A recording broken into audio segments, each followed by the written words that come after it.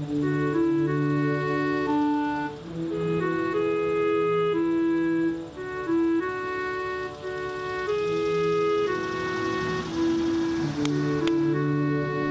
was born blind.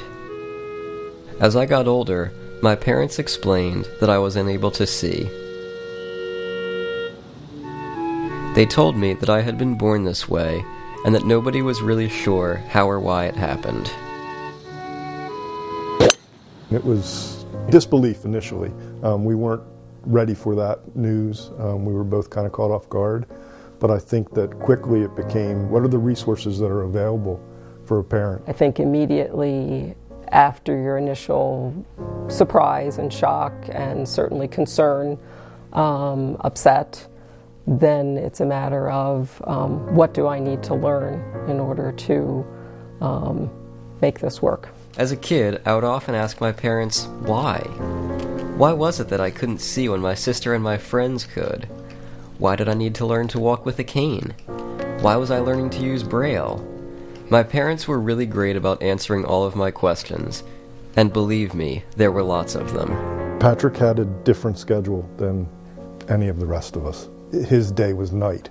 I remember one time being worried about sending out Christmas card pictures because he had bruises across his forehead because he would run through the house and bang into things and bounce off and keep going.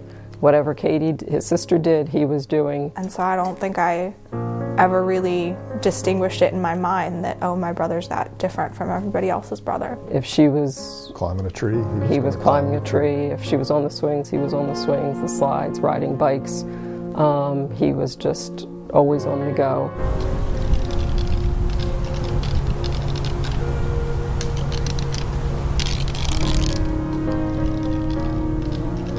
He's in and out of buildings, in snowstorms, in icy sidewalks, manipulating, maneuvering, negotiating different scenarios. I see him motoring to the Life Sports Center, right, when he's going to go to the gym. I see him going off between classes, with somebody, without somebody. Bad weather, good weather, he's not deterred. Teachers would often be nervous at the beginning of a year. What does this mean? Because they'd never had a blind student before in class. As the year moved on, they would say to me, oh, I forget he's blind. I guess I learned to appreciate what I have, but I also learned that even with a disability, life's not that much different. Patrick has been a trailblazer since he's been here on campus. He does not dwell on anything that is negative. He is a move forward person. For us, it was always not a matter of you can't do something because you're blind. That was never acceptable. But how do we help you do this?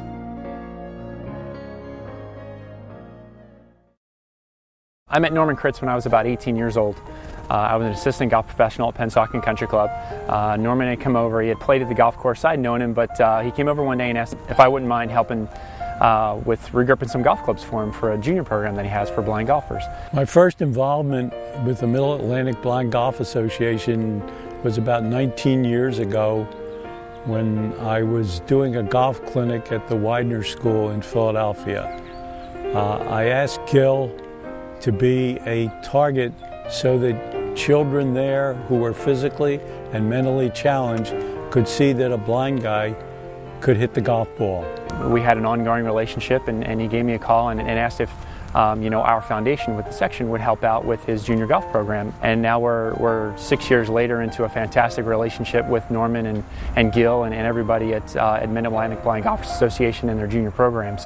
And I remember discussing it with Al Balukas a number of times. He says that the idea is fantastic. He says if you take one child and it helps that one child, the whole program is worthwhile.